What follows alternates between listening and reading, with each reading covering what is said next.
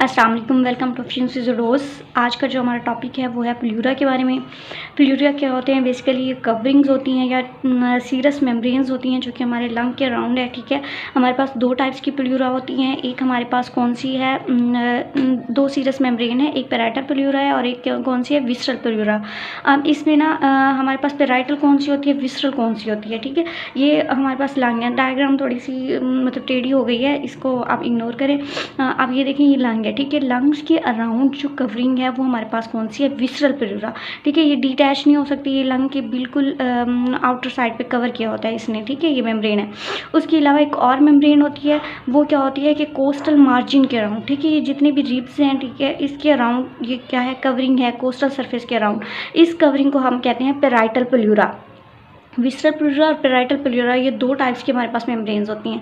अब इसके अलावा इसके अंदर हम लोगों ने क्या चीज़ पढ़नी है कि हमारे पास विसरल तो सही है, लंग्स के अराउंड सारी है। पैराइटल प्लूरा जो है ना, इसको अनेटमिकल पोजीशन के अकॉर्डिंग, ठीक है, कि कौन सी रीजन को कवर कर रही है उसके अकॉर्डिंग हम थोड़ा सा नेम इसका चेंज कर देते हैं, कुछ और नेम रख देते हैं। जैसे कि यहाँ पर आपको सर्वाइकल पैराइटल प्लूरा नज़र आ रही है कि जो सर्वाइकल के रीजन पे, नेक वाले रीजन के अराउंड होगी वो कौन सी होगी, सर्वाइकल पैराइटल प्लूरा।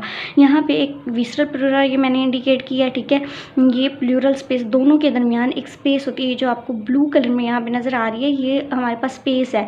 ये बेसिकली एक नैरो सी स्पेस होती है बिल्कुल, और यहाँ पे नेगेटिव प्रेशर होता है और एक फ्लूइड सा प्रेजेंट होता है, सीरस फ्लूइड, जिसको हम क्या कहते हैं, प्लूरल फ्लूइड। ठीक है, ये यहाँ पे नेगेटिव प्रेशर जनरेट करता है इस जगह पे, ताकि फ्रिक्शन ना हो दोनों लेयर्स के दरमियान और लंग्स भी जो है एक मेंटेन पोजीशन में रहे अपनी पोजीशन में। तो ये फ्लूइड होता है यहाँ पे।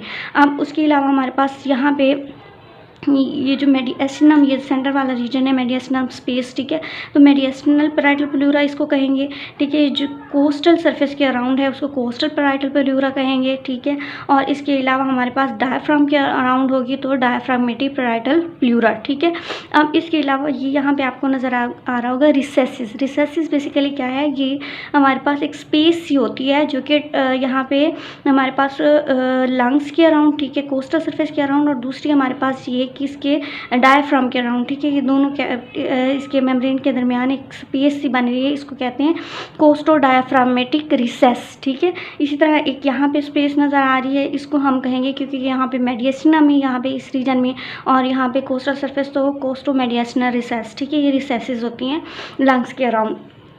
इसके अलावा हम ब्लड सप्लाई देख लेते हैं कि ब्लड सप्लाई क्या है इनकी पैराइटल और विसरल प्लूरा की। तो अगर विसरल की बात करें तो विसरल को ना ब्रोंकियल वेसल सप्लाई कर रही होती हैं। ठीक है, सिर्फ नाम याद कर लें, इतना ज़्यादा डिटेल में जाने की ज़रूरत नहीं है। कौन सी, ब्रोंकियल।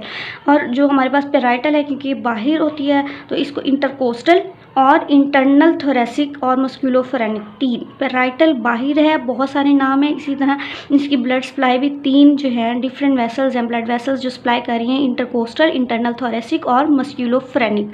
ठीक है, इसके अलावा हम देख लेते हैं इसकी नर्व सप्लाई। तो अगर हम नर्व सप्लाई की बात करें तो नर्व सप्लाई में आप लोगों ने एक बात याद रखनी है कि विसरल प्लूरा जो है ना, इसकी कोई इनर्वेशन नहीं होती। ठीक है, कोई इनर्वेशन नहीं होती, इसका मतलब सेंसेशन भी कोई नहीं होगी, यहाँ पे कोई पेन वगैरह कुछ भी नहीं होगा। ठीक है, पैराइटल प्लूरा जो है इसको फ्रेनिक नर्व बेसिकली सप्लाई कर रही होती है और इंटरकोस्टल, ये दोनों नर्व कर रही होती हैं। अब फ्रेनिक किस पार्ट को कर रही है, जो मेडिएस्टिनम वाला और सेंट्रल डायफ्राम के सेंटर वाला पार्ट होगा उसको कौन सी नर्व सप्लाई कर रही होगी, फ्रेनिक नर्व। और उसके अलावा जो हमारे पास इंटरकोस्टल नर्व है, ये कोस्टल रीजन, और जो पेरिफेरल डायफ्राम वाला रीजन है इसको इंटरकोस्टल नर्व कर रही है। ठीक है, अब इसमें कुछ कॉम्प्लिकेशंस आती है प्लूरा के अंदर। ठीक है, जो हमें याद रखनी है कि कौन कौन सी कॉम्प्लिकेशन हो सकती है प्लूरा से रिलेटेड। तो एक टर्म आती है जिसको कहते हैं प्लूराइटिस या प्लूरोसी।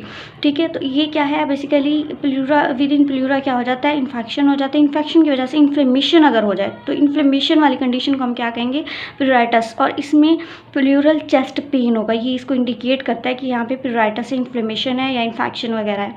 उसके बाद दूसरी टर्म आती है प्लूरल एफ्यूजन। ठीक है, जहाँ पे एफ्यूजन का वर्ड याद आएगा वहाँ पे आपने याद रखना है कि प्लूरल फ्लूइड जो है वो बिल्डअप हो गया किसमें, with in plural space. Plural space के अंदर प्लूरल फ्लूइड बिल्डअप हो गया बहुत ज़्यादा। ठीक है, और इसकी वजह से ब्रेथ साउंड जो है वो डिमिनिश हो गए हैं, यानी कि या तो एब्सेंट हो जाते हैं या फिर कम होते हैं, सुनाई नहीं देते, तो इसको प्लूरल एफ्यूजन कहते हैं। हीमोथोरिक्स क्या है, अगर तो हीम मीन ब्लड आ गया प्लूरल स्पेस तो हीमोथोरिक्स उस कंडीशन को कहेंगे। नीमोथोरिक्स क्या है, अगर एयर आ गया प्लूरल स्पेस के अंदर तो उसको नीमोथोरिक्स कहेंगे। और लास्ट एम्पाइमा पस से लेते हैं, ठीक है। अगर प्लूरल स्पेस के अंदर पस हो गई या ये भी बेसिकली इन्फेक्शन की वजह से ही होगी, तो इस पस की फॉर्मेशन को क्या कहते हैं, एम्पाइमा। ये कॉम्प्लिकेशंस हैं, ये कंडीशन आप लोगों ने याद रखनी है, ठीक है। प्लूरल के बारे में इतना ही था। नेक्स्ट इंशाल्लाह हम लंग्स के बारे में पढ़ेंगे, लंग्स की एनाटमी के बारे में, लंग्स के लोब्स कितने होते हैं, सेगमेंट्स कितने होते हैं। इससे पीछे भी हम लोगों ने एनाटमी पढ़ी थी, इस चैप्टर की फर्स्ट एनाटमी वाला चैप्टर कवर कर रहे हैं। अगर आपको पसंद आया तो आप चैनल सब्सक्राइब कर लें और नेक्स्ट वीडियो के लिए वेट करें। Thank you so much.